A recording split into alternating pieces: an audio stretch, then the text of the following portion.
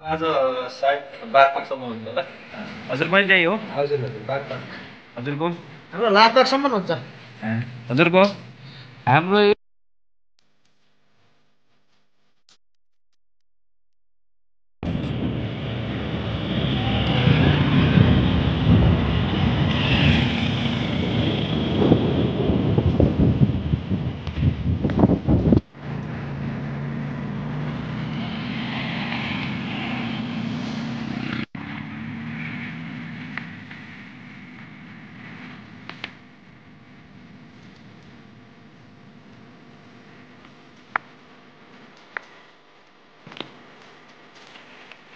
साथीहरु यसरी group photo खिच्न आउनुभएको छ।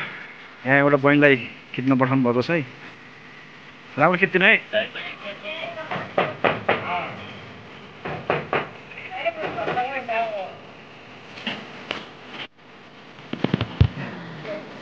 त्यतातिर त राम्रै छ होला।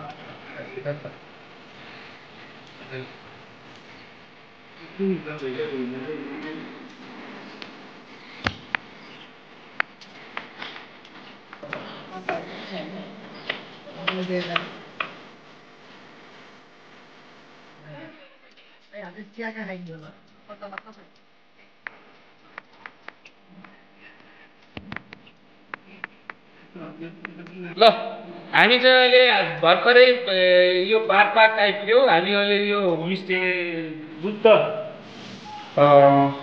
बुद्धमा चाहिँ भर्खरै हामी आइपुगेर यो यहाँको होमस्टेको स्पेसल चिया चाहिँ हामी लिँदैछौँ।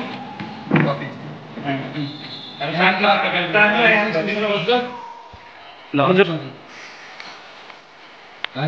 मेरोमा त एकदम हुन्छ त चिया यार के भन्छ दुईटा म चाहिँ टक्क लाएर चाहिँ अब पार्कमा आएको हामी साथीहरू घुम्नलाई चाहिँ साथीहरूसँग कफी खाँदा चाहिँ चिसो मौसममा तातो तातो कफी र साथ चाहिँ आज पुरा फुल प्याकेजमा चाहिँ हामीले चाहिँ यो होटेलमा चाहिँ रिसोर्टमा चाहिँ बस्ने व्यवस्था गरिसक्यो। आज चाहिँ हामी रमाइलो गरेर चाहिँ भोलि यो साँझ पखको बारपाकको दृश्य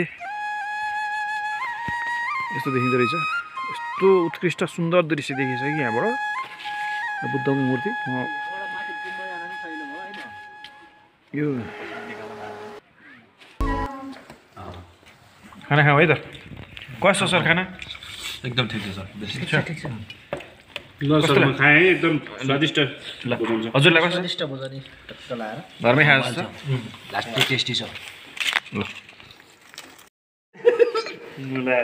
यो बिहानको खाजा कोदो रोटी होइन यो कोदोको रोटी अन्डा आलुको अचार हुने मान्छेले मलाई पेल्नी हो यार। त्यो त जन्मेकै रहन्छ। है हामी चाहिँ अहिले नास्ता बिहानको नास्ता 58 फेरि 54 भनेर मैले फेरि 14 वर्षमा दिएको नि त यसैसित उमेर त। म त पेन गर्न सबभन्दा सानो थिएँ। रोटी चाहिँ के को हो? कोदोको रोटी हो। कोदोको रोटी हो?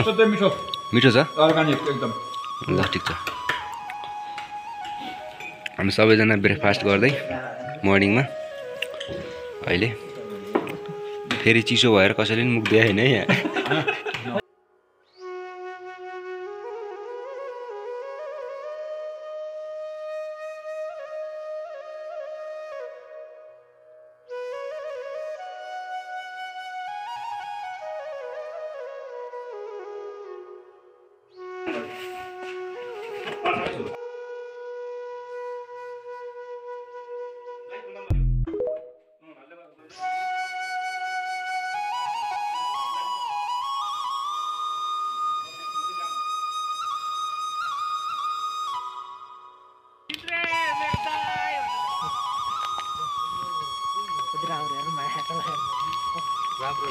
कपाल हेर नि यहाँ आएर नि यहाँ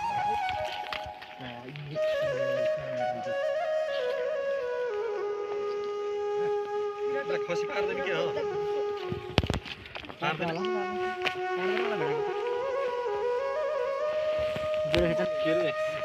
यो फुल ओइलिन्छ।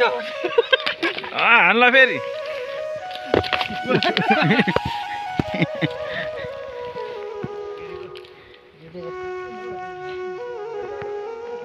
भेडा त